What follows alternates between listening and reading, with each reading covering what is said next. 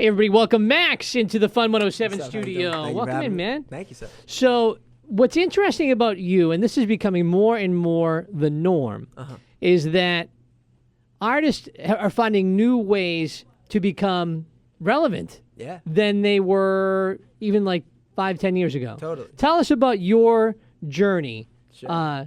to sitting here in the Fun 107 studio. Absolutely, yeah. I'm from New York City, Hell's Kitchen, and I did a lot of singing and dancing as a kid. I did a lot of theater as a kid. Started around 5, and started doing different things. I did some TV stuff and some Broadway stuff. That was my first gig, and I always was writing music all along the way.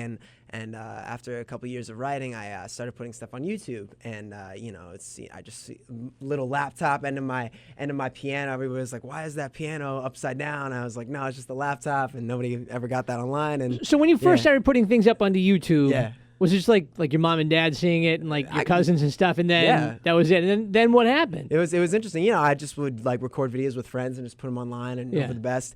And then I moved out to LA. I was doing a show out there, and I met a really good friend of mine named Kurt Schneider.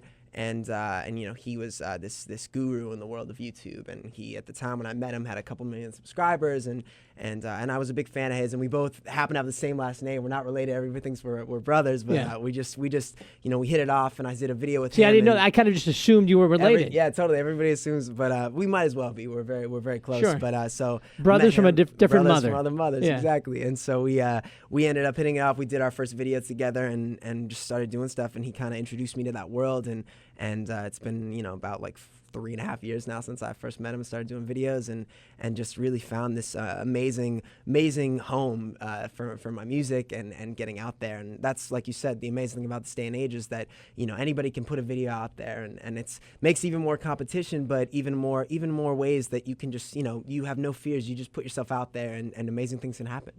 It really is incredible. Yeah, it really is. I mean, forever it was just a lot of luck involved. Totally.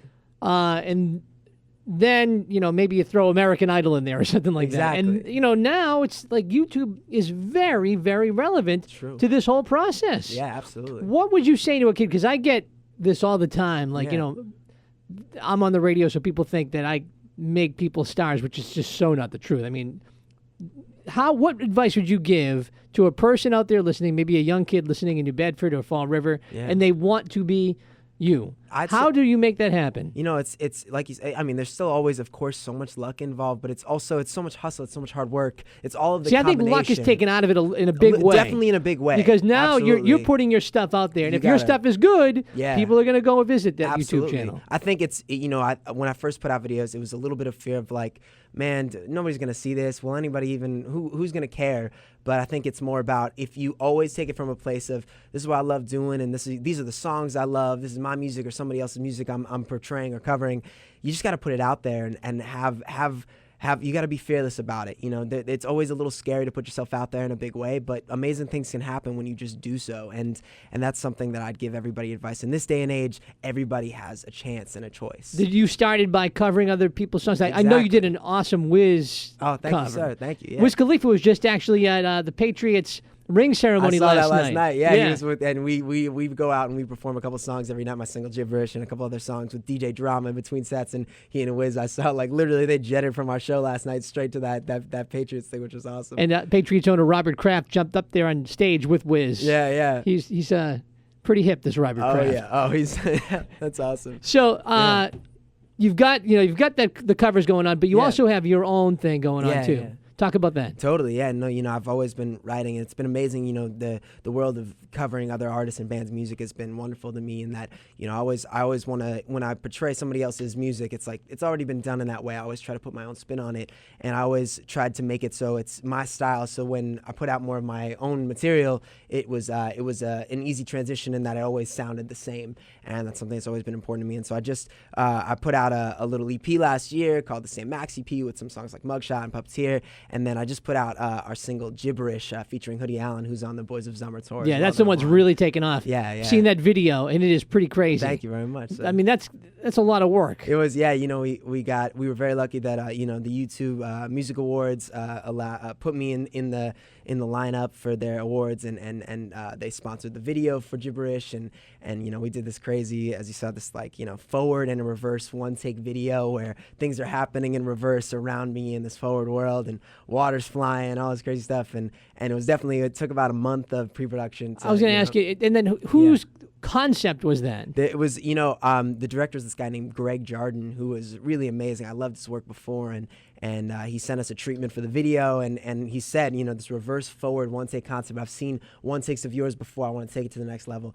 And I saw that, and anytime I've done a video where it seems like it might be a little impossible and I don't know if we'll pull it off, those are the ones that are always the most rewarding when we end up just diving in. We never give up on it, and this one was no exception. We definitely gave it all we could. We're talking to Max Schneider. He's a YouTube sensation, looking to bring that and cross it over onto the radio. Yes, sir. And he walked into the Fun 107 studio here and took a look at all the Fun 107 studio is adorned with legends. Yeah, absolutely.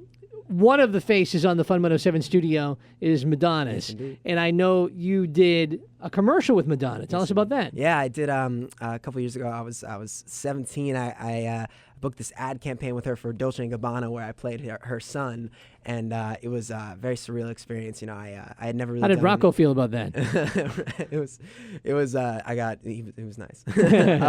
But it was such a nice, it was an amazing experience that, I went. I was only supposed to do one shot in the campaign with her, and she ended up bringing me to 6 out of the 8 shots, which was so awesome. And so did you had direct contact with her back and forth? She was. What is she like to work with? She must have pretty high standards. She's incredible. She's so brilliant. I mean, it was amazing. Yeah, the story was that I took some Polaroids. I had never really done modeling stuff before, and I just went to some casting. I took some Polaroids, and she had seen the Polaroids, and she chose mine, and the casting director chose another boy's. So the story was that they were like, okay, you kind of booked the job tomorrow. You're gonna get to set. They're gonna choose between you and this other guy, and one of you is gonna go home. And I was like, that's crazy. Did you know that Madonna liked you? I had been told that, but Yeah. I also didn't know, who knows what's going to happen. Maybe Because if I knew that, I'd be like, well, Madonna wants me and some other schmuck wants him. I'm going to get this job.